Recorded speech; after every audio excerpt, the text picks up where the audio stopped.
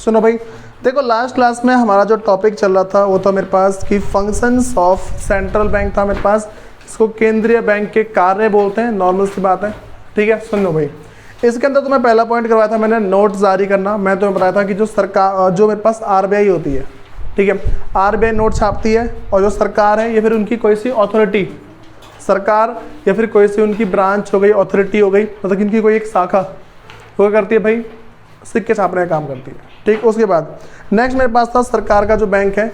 मैंने सरकार का बैंक के बारे में तुम्हें बताया था कि भाई सरकार का बैंक है, इसका मतलब जिस तरीके से जो कॉमर्शियल बैंक है, जो मतलब कि जो एसबीआई हो गया, पीएनबी हो गया, वो हमारे लिए काम करती है, जिस तरीके से जो नॉर्मल बैंक है, जो जितने कॉमर्शियल बैंक है वो किसी बिजनेसमैन के लिए काम करती है ना, ठीक उसी तरीके से जो आरबीआई है वो सरकार के लिए काम करती है, ठीक है। उसके बाद हमारे पास थर्ड पॉइंट था बैंकों का बैंक। ये हमारे पास जिस तरीके से हम जितने कस्टमर हैं, हम सब ने अपना अकाउंट खुलवा रखा है किसी न किसी बैंक में, उसी सेम वे में जो जितने भी बैंक होते हैं ना, उन सबका अकाउंट खुला होता है आरबीआई के अंदर। ये मैं तुम्हें नॉर्मल बताता थी और मैंने घर से कहा था लिख के लेके आने के लिए। नेक्स्ट बात सुनो भाई, एक फोर्थ पॉइंट डाल लो, अंतिम ऋणदाता, lender of the last resort. Lender of the last resort है, जिसको हिंदी में बोला है अंतिम ऋणदाता। सुनो भाई, अब तुम पहले इसका मतलब समझ जाओ क्या होता है। देखो कभी कभार क्या होता है, जितने बैंक है ना, सुन जाओ भाई, मैंने बोला कि मान लो एक बैंक है एसबीआई, दूसरा है पीएनबी, एसबीआई है, अगला मेरे पास है पीएनबी। अब क्या होता है भाई, मान के चलो एसबीआई के पास पैसे कम पड़ गए, ठीक है, ये गया पीएनबी से थोड़े पैसे इसने ले लिए, ठीक। और कभी कभार ऐसा हुआ कि भाई पीएनबी के पास पैसे कम पड़ गए, वो गया एसबीआई के पास और पीएनबी ने एसबीआई से पैसे ले लिए, ठीक है, मतलब कि जो आराम से ले लिया। लेकिन एक केस ऐसा आता है कि जब किसी के पास दोनों में से किसी के पास पैसा नहीं है, ठीक, मान लो जितने बैंक है ना, किसी के पास पैसा नहीं है, तो ये सारे के सारे जाते हैं आरबीआई के पास, ठीक है। तो नॉर्मल सी बात क्या है भाई कि जब बैंकों को पैसों की जरूरत पड़ती है तो, और उन्हें मार्केट से पैसा कहीं से नहीं मिलता, ना तो किसी बैंक से मिलता है, ना ही किसी फाइनेंशियल इंस्टीट्यूशन से मिलता है, ठीक है, मतलब कि किसी भी आर्थिक संस्था से नहीं मिलता, तो उसके बाद जाके वो जो पैसे हैं ना, इमरजेंसी के केस में आरबीआई से लेते हैं।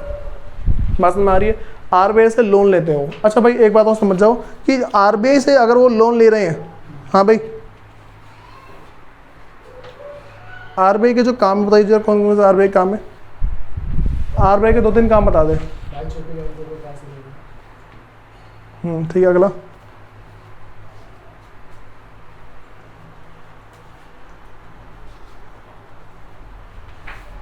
बोल, जल्दी बोल, थोड़ा फोकस कर जाओ, ठीक है। सुनो भाई, तो मैंने क्या बोला कि जो आरबीआई है, देखो मैंने बोला जब किसी भी, ना तो किसी बैंक के पास पैसा है, तो इमरजेंसी के केस में क्या होता है कि जो ये बैंक है वो सारे के सारे आरबीआई से लोन लेते हैं। और भाई आरबीआई से लोन लेते हैं तो भाई आरबीआई फ्री में तो पैसा देगा नहीं, वो उससे क्या चार्ज करेगा, इंटरेस्ट, ठीक है। तो इंटरेस्ट जो चार्ज करेगा ना, उसको बोलते हैं बैंक रेट बोलते हैं। क्या बोलते हैं उसे, बैंक रेट। जब भी कोई सा कॉमर्शियल बैंक अगर आरबीआई से जो कभी भी अगर लोन लेते हैं, ठीक है, तो जो ये चार्ज करता है ना, जो इसका चार्ज होता है उसे हम क्या बोलते हैं, मतलब जो इंटरेस्ट का जो चार्ज होता है हम उसको बोलते हैं बैंक रेट। क्या बोलते हैं इसे, बैंक रेट बोलते हैं, ठीक है, जिसको हम बोलते हैं बैंक दर हिंदी में। बोलो भाई, इसका मतलब क्या है, जब भी कोई सा कॉमर्शियल बैंक क्या करता है कि, एक मिनट, इसका रेट देख लो मैं एक बार, चलो भाई छोड़ो, इसमें रेट है नहीं। देखो मैंने क्या बोला कि मेरे पास जो, अगर कभी भी कोई सा जो कॉमर्शियल बैंक है, ठीक है, अगर आरबीआई से एक तरीके से लोन लेता है, ठीक है, लोन लेने के बाद ना होता क्या है भाई कि फ्री में देगा नहीं है, तो ये चार्ज करता है, इसको हम क्या बोलते हैं, बैंक रेट बोलते हैं। बात समझ सबको, कोई दिक्कत है इसके अंदर, कोई कुछ बोलना चाहेगा इसके ऊपर भाई? अब सुनो, नेक्स्ट जो मेरे पास बातें हैं, हाँ भाई सुनो, जो ये बात समझ में आ गई। दूसरा ये जो फोर्थ पॉइंट है, समझ में किसको नहीं आया है, सबको आ गया? सुनो भाई, मेरे पास जो नेक्स्ट पॉइंट है, फिफ्थ पॉइंट डालो सब, विदेशी विनिमय का संरक्षक, मतलब कि custodian of foreign exchange, custodian of foreign exchange है।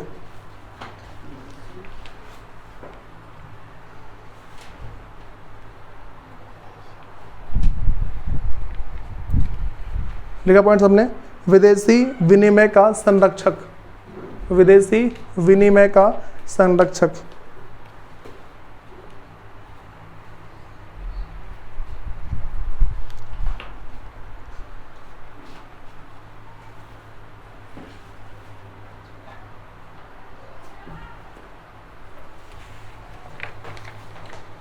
ओके सबका, सुनो भाई, मैं तुम्हें एक बात बता रहा हूँ, देखो होता क्या है, तुम सबको हर एक बात पता है कि भाई जो भी बैंक है, ठीक है, जो भी हमारे पास मतलब कि जितने भी बैंक वगैरह हैं वो सारे के सारे एक तरीके से देखो करते क्या है, दूसरे देश से भी कोई ना कोई सामान मंगवाते हैं, ठीक है, जो बैंक हो गए या कोई सी बड़ी बड़ी कंपनियां हो गई, ये क्या करते हैं, दूसरे देश से सामान मंगवाते जरूर हैं, ठीक। तो सामान जिस तरीके से मंगवाते हैं उस तरीके से उन्हें बेचते भी होंगे, जिस तरीके से दूसरे देश से सामान वो मंगवा रहे हैं उसी सेम वे में वो दूसरे देश को सामान बेचते भी हैं, ठीक है, मतलब कि इंपोर्ट और एक्सपोर्ट का काम चलता है, आयात और निर्यात का काम चलता है। ये बातें पता लग रही सबको।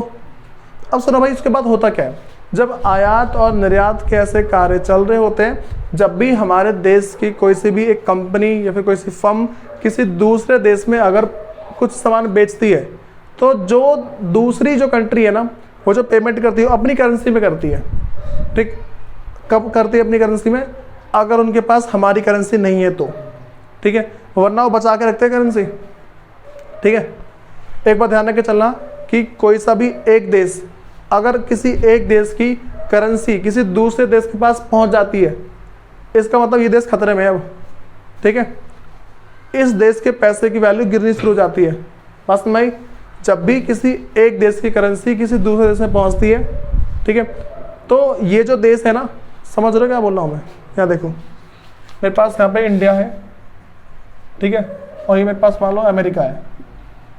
अब सुनो, इंडिया के पैसे मान के चलो अमेरिका पहुंच गए, इसकी जो करेंसी है, इसकी करेंसी पहुंच गई भाई कहाँ पे? अमेरिका पहुंच गई, ठीक। तो जितने ज़्यादा इंडिया के जो करेंसी है अमेरिका में जाएगी, भारत के पैसे की वैल्यू उतनी गिरती जाएगी। समझ में आ रही बात? या फिर जरूरी नहीं कि सिर्फ अमेरिका, अदर कंट्री में। मैंने बोला कि इंडिया के जो पैसे हैं जितना अदर कंट्री में पहुंचते रहेगी, ठीक है, तो इसके पैसे की वैल्यू उतनी ज़्यादा गिरती रहेगी। पता है ऐसा क्यों होता है? ऐसा होने का रीज़न यही कि कोई भी अगर कोई भी इससे खरीदेगा ना सामान, तो सीधा हमारी करेंसी में पेमेंट कर देगा। अगर हमारी करेंसी में पेमेंट कर देगा तो इसका मतलब उस देश की करेंसी आएगी नहीं। अगर हमारे पास उस देश की करेंसी नहीं आती है तो हम उस देश से सामान नहीं खरीद सकते। समझ आई बात? दोबारा सुनो, मैं ऐसा बोल रहा हूँ कि इंडिया है, इंडिया के पैसे किसी भी तरीके से अदर कंट्री के पास चले गए, ठीक है, तो इस तरीके से हमारे पैसे की वैल्यू कम होती है, क्योंकि कोई भी हमारे पैसे डिमांड करेगा नहीं, ठीक है। तो अब भाई क्यों नहीं करेगा? उनके पास पहले से पड़े हुए हैं। अगर किसी देश के पास हमारे देश की करेंसी पहले से पड़ी हुई है तो डिमांड क्यों करेगा उस करेंसी की? अब देखो होता क्या है, जब एक करेंसी वो उनके पास होती है ना, अगर हम कुछ भी इनको बेचते हैं तो इनकी करेंसी हमारे पास नहीं आएगी, ठीक है, वो हमारी करेंसी में वापस कर देगा, ले भाई तेरे पैसे, ठीक। अब अगर कभी ऐसा हो गया कि हाँ भाई हमारी सारी करेंसी आ गई और फिर भी हमने सामान बेचा, अब उस देश की करेंसी आएगी हमारे पास, बात समझ आ रही है? उसके बाद जाके अपनी करेंसी देगा हमें वो। अब जब वो अपनी करेंसी हमें दे देगा, ठीक है, अब क्या, हमने पकड़ ली, इसकी पकड़ आ गई इसकी हमारे पास। अब ये होने के बाद होता क्या भाई, अगर मैंने क्या किया, यहाँ इसकी करेंसी आ गई, अब कभी भी अगर ये हमसे सामान खरीदने आएगा ना, हम इसकी करेंसी देंगे, हम उसकी करेंसी उसी को दे देंगे। इससे क्या होगा, हमारे देश की करेंसी तो जाएगी नहीं, इससे ऐसा होगा कि जो हमारे देश की करेंसी उस साइड नहीं जाएगी। तो इससे पता क्या हो जाता है, देखो मैंने क्या बताया कि जब भी किसी देश के पास करेंसी जाती है, किसी एक देश की करेंसी किसी दूसरे देश के पास जाती है, जिस देश की करेंसी गई है उस देश की जो करेंसी की वैल्यू हो नीचे गिर जाती है, ठीक, क्योंकि उसकी डिमांड नहीं होती। तो ये जितने भी करेंसी के जो लेन देन है ना, ये कौन करता है? आरबीआई, ठीक है। पैसे जमा कहाँ होते हैं? आरबीआई के पास। अगर तुम्हारे घर, अच्छा तुमने बहुत बड़ी मूवी वगैरह में देखा होगा, साउथ की मूवी में ज़्यादा होता है कि अगर तुम्हारे घर पे डॉलर मिल जाते हैं, ठीक है, तो वो इलीगल माने जाते हैं, तुम्हें जेल हो सकती है, ठीक है, तुम्हें क्या जेल हो सकती है इस तरीके से। अब होता क्या है, जैसे तुमने, अगर तुम्हें यकीन नहीं है ना, कभी ट्राई मार के देख लेना, तुम थोड़े बड़े हो जाओ ना तो 1 लाख रुपए मतलब 1 लाख डॉलर अपने घर में रखना, ठीक। और किसी से बोल देना कि भाई मेरे घर मतलब मेरे घर में 1 लाख डॉलर रखे, उसके बाद ना उससे बोल देना, चाहे पुलिस वाले को बोल दे, ठीक है। तुम उसके बाद गए हुए हो, हाँ तुम घूस भर दो, वो बात अलग है। पता है कि 1 लाख डॉलर का मतलब क्या है? तो तब तक तो तुम्हारे पास 80 लाख रुपए हो जाएंगे वो तो, क्योंकि भाई 1 रुपए की वैल्यू कितनी है? एक डॉलर की जो वैल्यू है अभी 79 है। बताओ 2 महीने पहले 76 था, कुछ दिनों पहले। समझ रहे हो, हमारा देश गरीब हो रहा है, इसका मतलब ये है। हाँ भाई, ये बात समझ में आ गई? ये बात पता लगी कि जो भी हमारे पास फॉरेन एक्सचेंज जो होती है, देखो अगर किसी को कुछ समझ में नहीं आया ना तो बस एक बात समझ लो। वो बात क्या भाई, अगर किसी दूसरे देश की करेंसी किसी तीसरे देश में आ जाती है, फिर मान लो पहले देश में आ जाती है, तो ये जितना भी करेंसी का जो भी फॉरेन करेंसी है ना, उनका जो रिजर्व है, जो दूसरे देश की जो मुद्रा है उसका जो रिजर्व है, जो उसका जो कोष है, वो आरबीआई के पास होता है। ये जितना भी दूसरे देश का पैसा है उसका लेन देन आरबीआई के पास लीगली हक है, ठीक है। एक आरबीआई और दूसरा जो बिजनेसमैन होते हैं ना वो, उनके पास लेकिन शॉर्ट टर्म के लिए होता है, सिर्फ कुछ टाइम के लिए। तुम्हें पता है जितने भी टापू समझते क्या होते हैं, ठीक है। तो वहाँ पे जो भी जहाज वगैरह आता है ना, डॉलर पेमेंट होती है, तो वहीं पे तुरंत एक्सचेंज हो जाती है। दूसरा जो एयरपोर्ट है, ठीक, तो वहाँ पे भी अगर हम दूसरे देश से आते हैं ना तो पहले हमें चेकिंग होती है, वहीं सारे पैसे एक्सचेंज कर लिए जाते हैं हमसे। कभी भी ट्राई मार लेना, हाँ तुम 1-2 रुपये छुपा के ले आओ, बात की बात है, लेकिन क्या फ़ायदा, कोई अपना लॉस क्यों झेलेगा। देखो क्या होता है, तुम मान के चलो गए दुबई, ठीक है, तुम दुबई से वहाँ की दिरहम ले आए, ठीक है, तो वहाँ की दिरहम मतलब कि वहाँ का एक सिक्का ले आए, ठीक है, दिरहम बोलते हैं वहाँ के सिक्के को, तो वहाँ के तुमने 1 दिरहम ली, अब तुम उसे अपने पास रख के छुपा के ले आए, बताओ किसका घाटा है? भाई हमारा तो घाटा है, वो चलेगा नहीं यहाँ पे। तो ना लोग ना कॉमन सेंस लगाते हैं, हाँ ठीक है, किसी को ना शो ऑफ करना है, मैं दुबई गया था, शो ऑफ करना होता है, कोई नहीं बोलता है वो कि हाँ देख मेरे पास सिक्का भी सबूत है, सबूत लेके आता है बिना बात का। तो इंसान ज़्यादा अपने पास इसलिए नहीं रखते क्योंकि उनका घाटा होता है, ठीक। तो अब वो क्यों रखे, इसीलिए ना वो जो एयरपोर्ट है वहीं पे एक्सचेंज करवा लेते हैं, खुद जाए करवाते हैं एक्सचेंज, वरना उन्हें मतलब नहीं, तुम भले ले जाओ भर के। हाँ वो बात की क्या, हाँ बैंक में जाता है, लेकिन उस पर जाके चार्ज लगता है। जैसे मान के चलो कुछ रेट है 12 पॉइंट समथिंग कुछ रेट है, उस पर कट के तुम्हें मिलता है। सुनो, अब बिना बात के क्यों लॉस झेलना, मतलब कि अमेरिका जाओ और फिर वहाँ से हम नोट लेके आए 1 लाख रुपये, अब 1 लाख के मान लो उसने 12% काट लिए, बिना बात के मरते फिर। समझ रहे हो 12% कितना होगा? 12,000। अबे 1 लाख डॉलर की बात चल रही है। चल बढ़िया था, तो वैसे मुझे लगा तो पैसे की बात कर रहा है।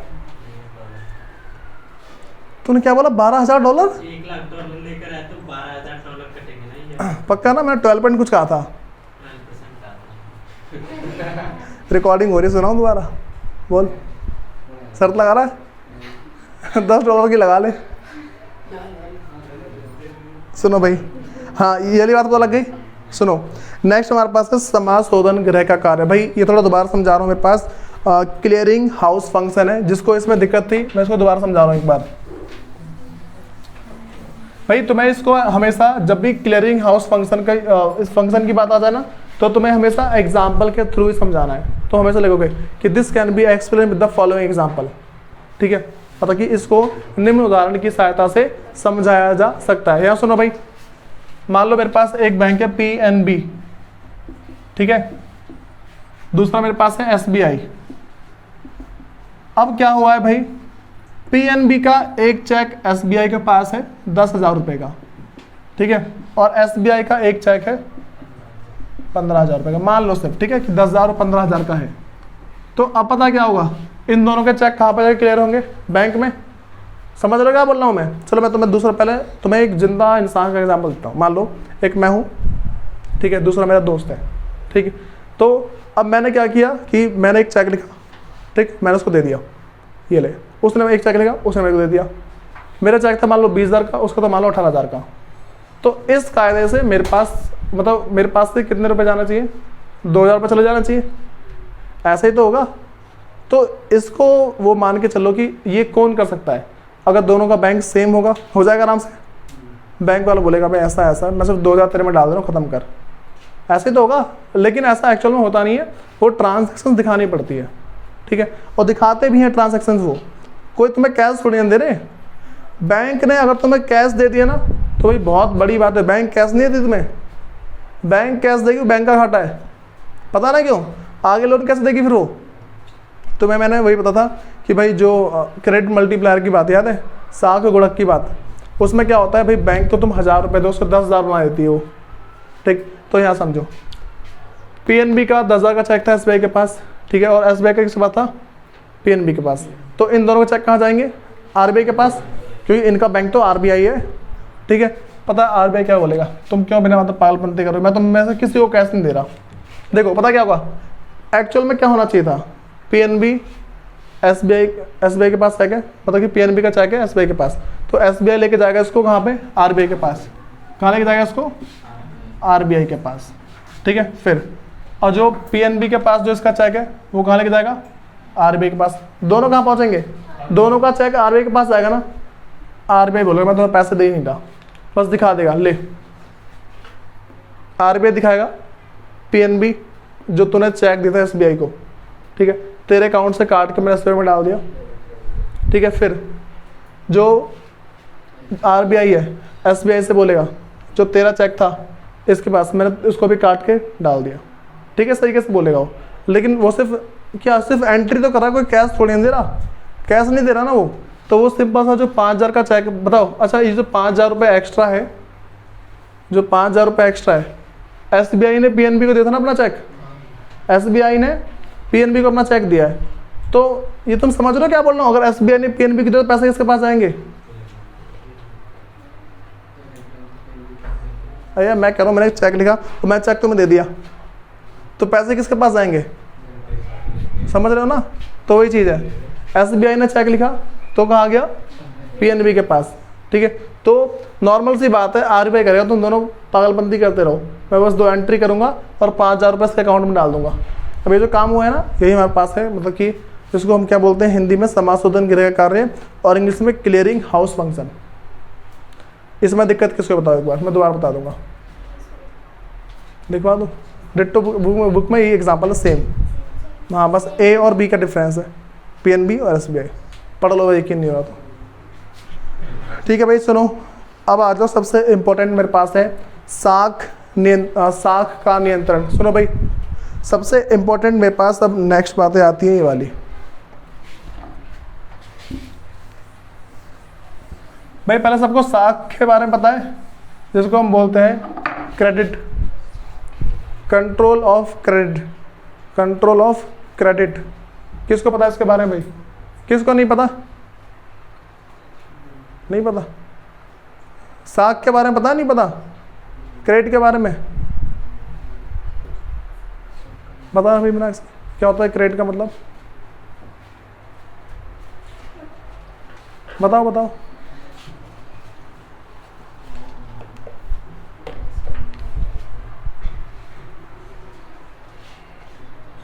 कोई बोलना चाहेगा, साख गुणक के बारे में, गुणक के बारे में किसको पता है।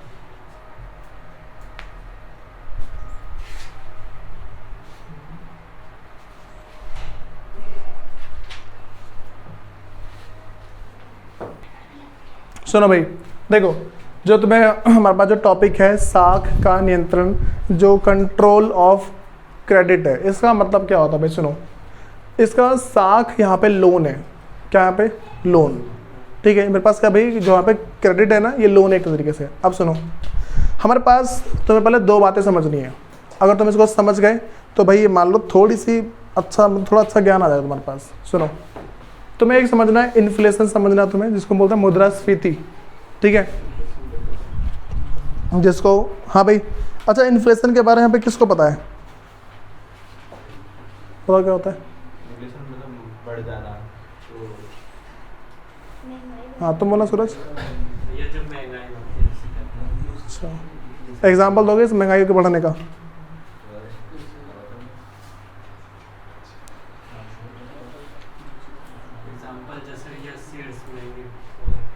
अच्छा, और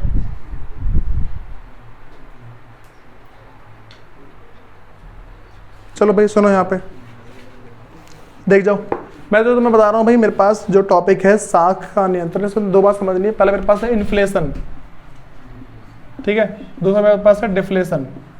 एक को बोलते हैं मुद्रा स्फीति, थोड़ा याद रख के चलना, ठीक है, मुद्रा स्फीति, क्या लिखा है स्फीति,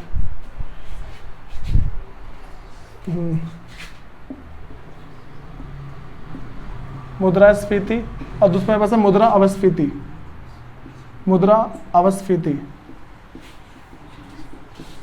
ठीक है। सुनो भाई, इन्फ्लेशन है, डिफ्लेशन है, इसको मुद्रा स्फीति और मुद्रा अवस्फीति बोलते हैं। अब सुनो भाई, होता क्या है, अच्छा मैं तुम्हें ना इसका पूरा ऐसा लॉजिक दूंगा, तुम बोलोगे हाँ भाई ठीक है, अच्छी बात है, मतलब कि सही बात है। अब देखो, अब मैं तुम्हें ऐसा बता रहा हूँ कि मुझे बताओ कि तुम्हारे घर के पास एक दुकान है, ठीक है, एक दुकान है, ये सामान बेचेगा, ठीक है। अब बताओ, अगर ऐसे करते करते करते करते ऐसे करके 100 दुकान हो जाए, कितनी दुकान होता है 100, ठीक है, तो 100 दुकान है, 100 की 100 दुकान अगर एक जैसा सामान बेचेगी, ठीक है, तो मार्केट में क्या है, पैसे का फ्लो बहुत ज़्यादा होगा। समझ में आ रही बात, मार्केट में पैसा बहुत ज़्यादा घूमेगा अगर एक जैसी ही दुकान बहुत सारी चल जाती है ना, ठीक है। या फिर मान के चलो मैं बोल दूं कि अगर मार्केट में बहुत सारी दुकान खुल गई, बहुत सारी दुकान, ठीक, तो पैसे की सर्कुलेशन बहुत ज़्यादा होगी, ठीक है। अगर पैसे की सर्कुलेशन जब बहुत ज़्यादा होती है ना, इसका मतलब क्या है, देश में जो चीज़ बाद में होनी चाहिए वो चीज़ अभी होनी शुरू हो गई, जो महंगाई बाद में बढ़नी चाहिए वो महंगाई अभी बढ़ रही है, ठीक है। समझ रहे क्या बोल रहा हूँ, जैसे मैं तुमसे ऐसा बोलूँ, चलो पहली चीज़ है, ठीक, एक और दुकान खोली, अब इसको कॉम्पिटिट करेंगे, दोनों आपस में कॉम्पिटिट करेंगे। अब इस तरीके एक नया प्रोडक्ट आएगा नया प्रोडक्ट, फिर उसको देखते हुए एक और नया प्रोडक्ट आएगा। मैं तुम्हें एग्जांपल दे सकता हूँ, सबसे पहले साइकिल चली थी, साइकिल पर चली मोटरसाइकिल पेट्रोल वाली, अब कौन सी आ गई, बैटरी वाली, ठीक है। बैटरी वाली बात पता कौन सी आएगी, बैटरी के बाद अगली आएगी न्यूक्लियर पावर वाली, ठीक है, न्यूक्लियर पावर बोला है मैंने। सुनो भाई, इसको एक तरीके से हाइड्रो जनरेटर भी बोल सकते हैं। सुनो, अब न्यूक्लियर पावर ऐसे धीरे धीरे आती रहेगी ना, तो इससे पता क्या होता है, जैसे जैसे जो चीज़ बाद में आनी चाहिए अभी आ जाती है, तो इससे जो महंगाई बहुत स्पीड से बढ़ती है, इसमें महंगाई है बहुत ही स्पीड से बढ़ती है, और देशों के कंपैरिजन में ना हमारे देश में महंगाई क्या है, बहुत स्पीड बढ़ेगी। पता क्यों, देखो अगर पैसा का सर्कुलेशन बहुत ज़्यादा चल रहा है, पैसा का सर्कुलेशन बहुत ज़्यादा है, इसका मतलब जो दूसरे देश है उसमें पैसा बहुत ज़्यादा जाता है, ऐसे ही तो है। जो पैसा धीरे धीरे दूसरे देश में जाना चाहिए और वहाँ से आना भी चाहिए, लोग क्या करेंगे, एडवांस टेक्नोलॉजी के चक्कर में ना वो दूसरे देश की तरफ जाते हैं, वो वहाँ से टेक्नोलॉजी लेके यहाँ पे आएंगे, ऐसे ही तो होगा, वो वहाँ से टेक्नोलॉजी लेके यहाँ पे आएंगे। अगर टेक्नोलॉजी लेके आएंगे क्या होगा, पैसे बाहर जाएंगे, पैसे बाहर जाते ही हमारे देश के अंदर महंगाई बढ़ती है। बात समझ आ रही है। तो मैं एक बात ध्यान रखें, जिसको कुछ नहीं पता लगा ना उनको एक बात ध्यान रखे चलनी है कि जब भी हमारे मार्केट में बहुत ज़्यादा पैसे का सर्कुलेशन होता है, उस टाइम मेरे पास है इन्फ्लेशन की स्थिति आती है, जिसको मुद्रास्फीति बोलते हैं। और बोलते हैं तो जो मेरे पास hike in the price of goods, ठीक है, वस्तु की कीमत में वृद्धि होना बहुत ज़्यादा, ठीक है। फिर सुनो, अगली बात करते हैं डिफ्लेशन, ठीक है, इसको बोलते हैं मुद्रा अवस्फीति, इसको मंदी की स्थिति बोला जाता है, ठीक है। अब सुनो क्या होता है भाई, इसके अंदर जो डिफ्लेशन है इसको हम बोल रहे हैं मुद्रा अवस्फीति। इसके अंदर क्या होता है भाई, मुद्रा अवस्फीति, इसको डिफ्लेशन बोलेंगे, एक ऐसी कंडीशन है जिसमें हमारा जो देश है पीछे की ओर जा रहा होता है, ठीक है। हमारा जो देश हो गया पीछे की ओर जा रहा, मतलब मार्केट के अंदर पैसा होता ही नहीं है, ठीक है। मार्केट जो है उसमें पैसा है ही नहीं। अगर मार्केट में पैसा नहीं होगा तो लोगों को लोन नहीं मिलेगा, ठीक है। लोगों को लोन नहीं मिल रहा अगर, इसका मतलब क्या भाई, कोई सी वो इनोवेशन नहीं कर पाएगा। अगर इनोवेशन नहीं होगी तो लोगों को नौकरी नहीं मिलेगी, ठीक है। अगर लोगों को नौकरी नहीं मिलेगी तो आगे खर्च नहीं करेंगे, वो पैसा बहुत ही कम खर्च करेंगे। और अगर ऐसे ही पैसा कम खर्च करते जाएंगे और खर्च करेंगे और कम खर्च करेंगे, इससे क्या होगा, गरीबी आएगी बहुत ज़्यादा, ठीक है। अब दोबारा पहले पॉइंट पे आ जाओ। मैंने क्या बोला कि भाई ये बैंक के एक मान लो बैंक है, बैंक ने एक जने को लोन दिया, ठीक है। मैंने बोला बैंक ने किसी एक जने को लोन दिया, एक जने को लोन देने के बाद क्या, ये बिजनेस स्टार्ट करेगा अपना बिजनेस स्टार्ट करने के बाद क्या होगा भाई, सुनो भाई, मैंने क्या बोला, मेरे पास एक बैंक है, ठीक है। बैंक ने एक जने को लोन दिया, ठीक है, तो इसने अपना बिजनेस स्टार्ट किया, तो इसका मतलब मार्केट में पैसे का फ्लो आ गया, ठीक है, फ्लो ऑफ मनी। इसने ऐसे ही करके ना बहुत सारे लोगों को लोन दे दिया, ठीक है, तो मार्केट में फिर पैसा फ्लो होता रहेगा, ठीक है, मार्केट में क्या पैसे का फ्लो होता रहेगा। अगर इस तरीके से तो बहुत सारे लोगों को लोन देते जाए तो मार्केट के अंदर क्या हो भाई, पैसे का फ्लो बढ़ेगा। अगर पैसे का फ्लो बढ़ा, ठीक है, तो पूरे कंट्री के अंदर भाई जो सर्कुलेशन पैसे की बहुत ज़्यादा होगी और लोग खर्च भी बहुत करेंगे। अगर लोग खर्च बहुत करेंगे महंगाई बढ़ेगी। पता है क्यों? मुझे बताओ। 100 जने हैं, एक दुकानदार के पास गए, बाइक दे दे, भाव बढ़ेंगे उसके? भाव बढ़ेंगे तो क्या बढ़ेगा? कीमत बढ़ेगी। भाव बढ़ते क्या बढ़ा, कीमत बढ़ती ना, आ गई महंगाई। समझ रहे हो क्या बोल रहा हूँ? देखो, बैंक ने दिया लोन, ठीक है, लोन देते ही इसने आगे इन्वेस्ट किया, इन्वेस्ट करने के बाद लोगों के पास आ गई सैलरी, और भाई तो लोगों के हाथ में खुजरी होती है, क्या करेंगे फिर? वो पैसे को उड़ाएंगे फिर खूब। भाई ऐसा सबके घर में है, जहाँ पैसे आए ना निकाल लो बाइक, ठीक है, खूब मतलब अच्छा खासा पैसा उड़ाते हैं। अब मेरा एक दोस्त है, वो कोरोना के टाइम पे हाँ कोरोना टाइम पे उसकी ना वो है सैनिटाइज़र वगैरह बेचता है। उसने उस टाइम कार निकाली, सोचो, अब घर पे खड़ी है, पेट्रोल के पैसे नहीं, अब ये चीज़ है। अब सुनो, ये बात सुन भाई, मैंने क्या बोला कि अगर बैंक लोन बहुत ज़्यादा देती है, बैंक अगर जो है क्रेडिट बहुत ज़्यादा प्रोवाइड करती है, साख को बहुत ज़्यादा देती है, तो उस टाइम क्या होगा भाई, मार्केट में पैसे का फ्लो बढ़ जाएगा। जब पैसे का फ्लो मार्केट में बढ़ेगा, ठीक है, तो लोग एक्सपेंस ज़्यादा करेंगे, और जब लोग एक्सपेंस ज़्यादा करेंगे तो क्या होगा भाई, जो प्राइस ऑफ गुड्स है विल हाइक, ठीक है, जो प्राइस ऑफ गुड्स है मेरे पास क्या भाई बढ़ जाएंगे, जो भी वस्तु की कीमत है वो बढ़ जाएगी ना। और जब वस्तु की कीमत बढ़ गई, क्या है इसका मतलब, मुद्रा की स्फीति आ गई, इन्फ्लेशन की कंडीशन आ गई। अब पता क्या होगा, दूसरी चीज़, इन्फ्लेशन के बारे में पता लग गया। अब क्या होता है, डिफ्लेशन, मुद्रा अपस्फीति के बारे में बता रहा हूँ। क्या होता है भाई, मार्केट के अंदर पैसा नहीं है, पैसा नहीं है तो इसका मतलब क्या है, कोई लोग अपना बिजनेस स्टार्ट करेंगे। देखो, मान लो बैंक ने बोला लोन नहीं है, लोन है ही नहीं, ठीक है, अब लोन नहीं होगा तो बताओ भाई क्या होगा। लोन ना होने के चक्कर में बैंक तो पहली बात लोन देगी नहीं, ठीक है, बैंक ने लोन नहीं दिया तो मतलब लोगों के पास पैसा नहीं आया। अगर लोगों के पास पैसा नहीं आएगा तो लोग खर्च नहीं करेंगे, ठीक है, लोग खर्च नहीं करेंगे तो क्या होगा, ठीक है भाई। अरे पहले तो अलग स्टेप पे आ जाओ, वो एक्सपेंस कम करेंगे, एक्सपेंस कम करते ही क्या होगा भाई, जो भी प्रोडक्शन होनी चाहिए थी, प्रोडक्शन हो जाएगी लो, ठीक है, और फिर प्रोडक्शन लो तो क्या होगा, लोग सामान खरीद नहीं रहे, तो हमारे कंडीशन हो सकता है डिफ्लेशन की आएगी, मुद्रा अपस्फीति। लेकिन होता कैसे है, मैं देखो, इस मुद्रा स्फीति से अपस्फीति पे कैसे पहुंचते हैं और अपस्फीति से स्फीति पे कैसे जाते हैं, ठीक है, इन्फ्लेशन से डिफ्लेशन, डिफ्लेशन से इन्फ्लेशन पे कैसे आ गए। समझ रहे हो क्या बोल रहा हूँ मैं? किसी को पता लग रहा है क्या ये क्यों है? देखो, समझ तो गए ना इन्फ्लेशन क्या होता है, डिफ्लेशन क्या होता है। बस हमें एक बात पता नहीं लगी कि हम इससे उस पे कैसे जाते हैं और उससे इस पे कैसे आते हैं, ऐसा ही तो है। अब आ जाओ वाले पॉइंट पे। सुनो, मैंने बोला कि भाई इन्फ्लेशन डिफ्लेशन, ठीक है, ये मेरे पास स्फीति है और मेरे पास है अपस्फीति है, ये मैंने दो कंडीशन ले ली। अब देखो क्या होता है, जब मार्केट के अंदर ना,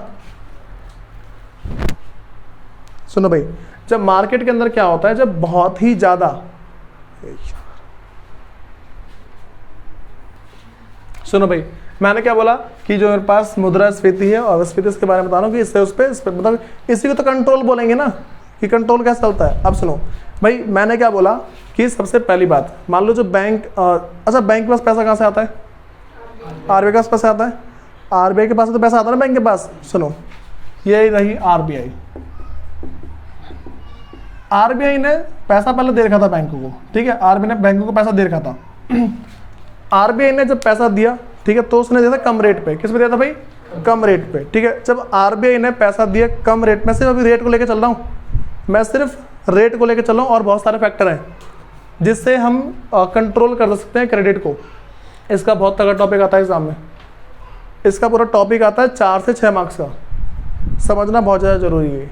सुनो, मैं सिर्फ किसको लेकर चल रहा हूँ, रेट ऑफ इंटरेस्ट, ठीक है, इसको हम क्या बोलते हैं, बैंक रेट, पता है ना, बैंक दर पता था मैंने स्टार्टिंग में भी, तो मैं बोल रहा हूँ कि बैंक रेट की बात करते हैं।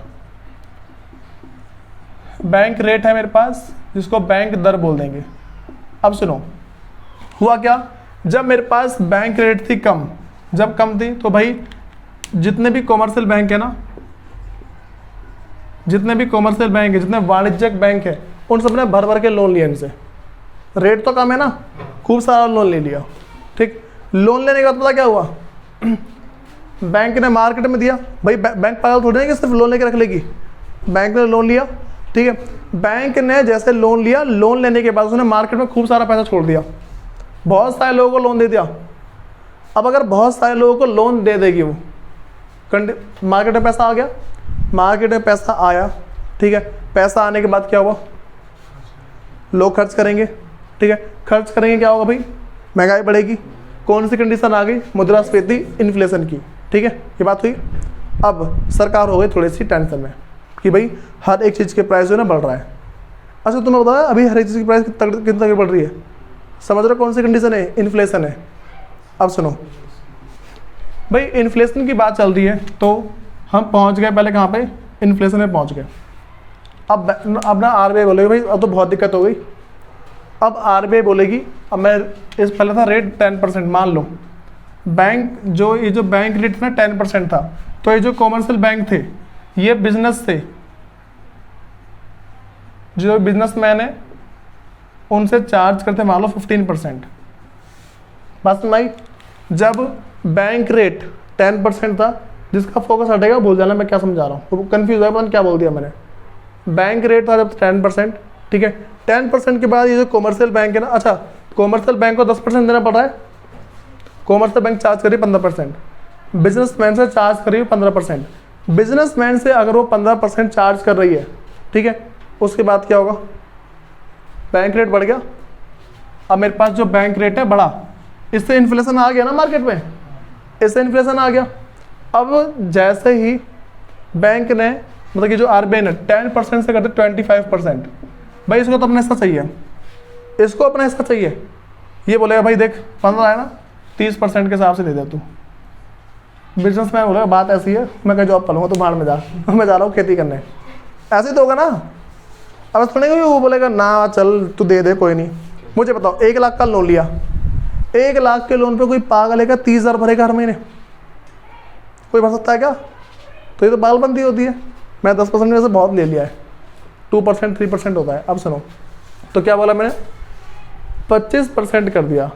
जो रेट है बैंक रेट बढ़ा, बैंक रेट बढ़ने से क्या हुआ पता है, जो लोन जो देना है वो कम हो गया, लोगों ने लोन लेना बंद कर दिया। जब लोगों ने लोन लेना बंद किया, इससे क्या होगा, मार्केट में पैसा कम जाएगा, जो मनी का जो फ्लो है, जो मुद्रा की जो प्रवाह है, ठीक है, वो कम हो जाएगी। जब मुद्रा की प्रवाह है, जिसको मनी का फ्लो बोलते हैं, अगर कम हो जाता है तो मार्केट में पैसा कम है फिर, ठीक है, पैसा कम है, इसका मतलब क्या भाई, लोग कम खर्च करेंगे, जो एक्सपेंडिचर है वो स्लो डाउन हो जाएगा। एक्सपेंडिचर अगर स्लो डाउन होता है क्या होगा उसके बाद इस पे, ठीक है। आप सुनो, हम पता है कौन सी स्थिति में जिंदा रहते हैं ज़्यादातर, इन दोनों के बीच की स्थिति में। बढ़ रहा है तो कम कर दिया, कम करा तो बढ़ा दिया। हम जाता ना, अगर हमारी इकोनॉमी बैलेंस पे रहती है, दोनों के बीच में रहती है, तो वह इंसान खुश रहता है, होना दिक्कत। देखो अगर इस पे पहुंचे ना, लोग बोलते हैं ना कि भाई क्या बोलते हैं, प्राइस कम कर दो। प्राइस पता क्यों बढ़ रहे हैं, प्राइस बढ़ रहे हैं तो लोगों को नौकरी मिली थोड़ी थोड़ी। अगर प्राइस कम हो जाएगी ना, नौकरी मिलना बंद हो जाएगी।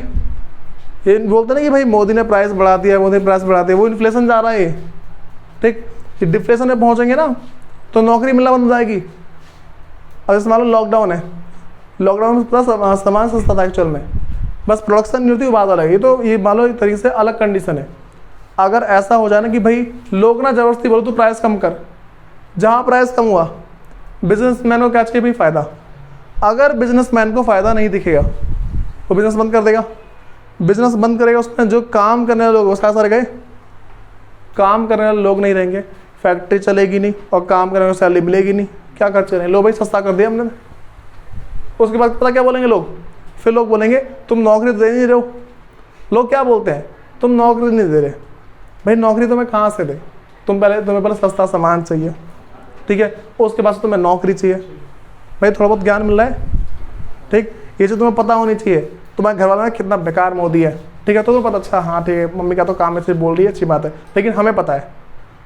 तुम्हें ये सारी बात पता होनी चाहिए। तुम्हें ये मतलब कि जितनी बातें, अगर तुम इसको, पता है पहले मेरा न्यूज़ में इंटरेस्ट था नहीं, मतलब न्यूज़ में ढंग का दिखाते नहीं है। वो पता नहीं क्या कौन था भी, रणवीर कपूर था, उसकी फोटो शूट की बात कर रहे होते हैं। मैं यार मैं क्यों देखूँ इसको, पता है देश के बारे में कोई बात नहीं चल रही है, देश के बारे में कोई बात नहीं चल रही। वो टिकटॉक स्टार को दिखा रहे, पता नहीं क्या क्या दिखा रहे। आज तक पे भी, आज हुई यहाँ पे घटना, आज यहाँ पे पहुँचे शाहरुख खान, ऐसी बात चल रही होती है, ठीक है। सुनो भाई, कुछ कुछ मीडिया है जो अच्छी बात करते हैं, वरना और शायद तो ऐ भी है, वो कुछ भी दिखा रहा था, उन्हें बस टीआरपी से मतलब है।